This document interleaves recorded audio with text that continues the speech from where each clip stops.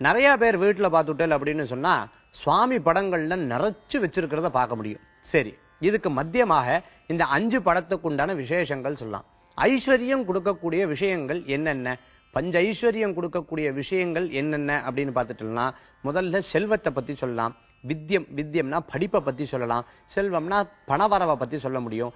ஆரோக்கியம், முதல்ல ஆரோக்கியம் இருந்தாதான் எல்லா விஷயங்களிலும் நன்மை தரக்கூடியதாக இருந்துட்டு இருக்கும். குடும்பம் சமேதரா, குடும்பம்னா குடும்ப ஒற்றுமையா இருந்தாதான் எல்லாமே இருக்கும்.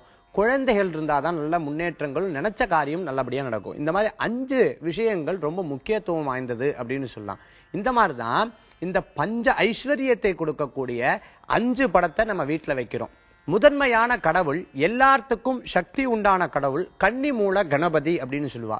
விநாயகரை வழிபடாத நம்ம எந்த விஷயங்களும் நம்ம பண்ண மாட்டோம். அப்போ முதற் கடவுளான படத்தை நடுவுல வச்சிருப்போம். அந்த 5 படங்கள்ல நடுவுல வச்சிருப்போம், நம்ம பார்த்திருக்க முடியும். அதே மாதிரி பார்த்துட்டேன் அப்படின்னு சொன்னா இந்த பக்கம் மகாலட்சுமியை நம்ம பார்க்க முடியாது.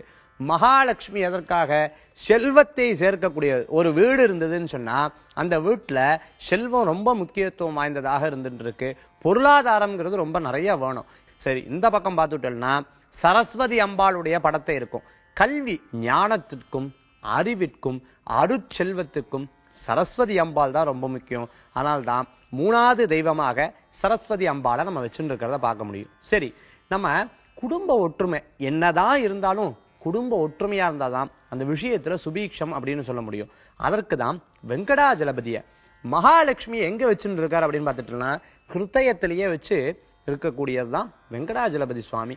திருப்பதி அப்படின்னு நினைச்சிட்டாலே செல்வத்தை பெருக்கக்கூடிய தெய்வம் தான் திருப்பதி வெங்கடாஜலபதி சுவாமி. அதனால்தான் இந்த கடைசியில திருப்பதி வெங்கடாஜலபதி சுவாமியை வச்சுட்டு இருக்கா. இன்னொன்னு 5 முகம் தோன்றும் 6 முகம் தோன்றும் வெஞ்சமலரில் அஞ்சேல் என வேல் தோன்றும் நெஞ்சில் ஒருகால் நினைக்கில் இருகாலும் தோன்றுமே.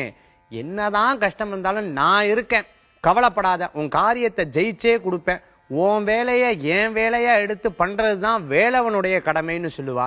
அதே மாதிரி தான் வேல் முருகனுடைய படத்தை 5வது படமா வச்சுட்டு இருக்கா. இந்த 5ம் ஒரு வீட்டுல இருந்ததுன்னு சொன்னா அந்த வீட்டுல செல்வ செழிப்பு அதிகரிக்கும், குடும்பத்துல ஒற்றுமைகள் மேலோங்கும்.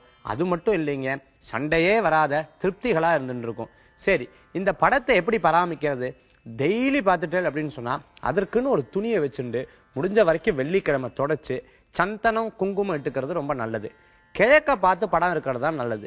ஒரு வீட்டுல ஈசான்ய மூலைன்னு சொல்லக்கூடிய வடகிழக்கு அல்லது தென்மேற்கு இந்த இடத்துல தான் சுவாமி ரூம் அமையிறது ரொம்ப உன்னதமான பலன். நிறைய படங்களை வைக்கிறதை விட இந்த மாதிரி 5 படங்களை வைத்து இறைவனுடைய வழிபடுறது விசேஷமான பலன்களை கொடுக்கும். மேலும் இன்றைய தினத்துல ஒரு முக்கியமான விஷயத்தை பத்தி நம்ம பார்க்க போறோம். ஆலயங்களும் அதோட அற்புதங்களும் என்ன அப்படின்றது. நிறைய ஆலயங்களுக்கு நம்ம போற வழக்கங்கள் உண்டு. இந்த ஆலயங்கள்ல பார்த்துட்டோம்னா சித்தருக்குண்டான ஆலயங்கள், சித்தருடைய ஜீவசமாதி கொண்ட ஆலயங்கள் நிறையாவே இருந்துட்டு இருக்கும். அந்த மாதிரி ஆலயங்கள்ல பார்த்துட்டேன் அப்படின்னு சொன்னா இன்னைக்கு நம்ம பழனி முருகனை பத்தி நம்ம பார்க்க போறோம். பழனி முருகன் இன்னைக்கு செவ்வாய்க்கிழமை, முருகனை பத்தி நினைக்கிறதே பெரிய விசேஷங்கள் அப்படின்னு சொல்லலாம். முருகனை பிரார்த்தனை பண்றது அதோடைய விசேஷங்கள்னு சொல்ல முடியும். நவபாஷாணத்தை கொண்டதுதான் இந்த முருகபெருமான். நவபாஷாணம்னா 9 பாஷாணங்கள் கிடையாது, ஒவ்வொன்றும் லட்ச பாஷாணத்தை கொண்டதாக இருந்துருக்கு.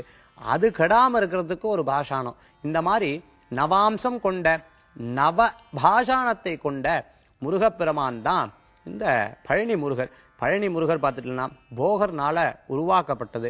அஷ்டமகா சித்தை கொண்ட போகபிரான் முருகனை உருவாக்கினார். முருகருக்கு அபிஷேகம் பண்ணக்கூடிய எல்லா அபிஷேகங்களும் அங்க விசேஷகரமானது. அதுலயும் உன்னதமான அபிஷேகம் பஞ்ச அமிர்த விசேஷமானது. இந்த பஞ்சாமிர்தத்தை சுவாமிக்கு அபிஷேகம் பண்ணி நம்ம எடுத்து சாப்பிட்றதும், அந்த சுவாமிகிட்ட வச்ச விபூதி எடுத்து நம்ம சாப்பிட்றதும், அந்த சுவாமிகிட்ட வச்ச சந்தனத்தை எடுத்து நம்ம பூசிக்கிறதும் சாப்பிட்றதும் உன்னதமான பலன்களும், நோயற்ற வாழ்வும் குறைவற்ற செல்வமும் அன்பு அகலாத மக்களும் வஞ்சமில்லா உழைப்பும் உழைப்புக்கேற்ற ஊதியமும் இடைவிடாத முயற்சியும் இணையில்லாத புகழும் நீண்ட ஆயுளும் தருவான் குன்றிருக்கும் இடம் குமரனுக்கு சொந்தமான இடம் பழனி முருகப் பெருமானுடைய இடம்.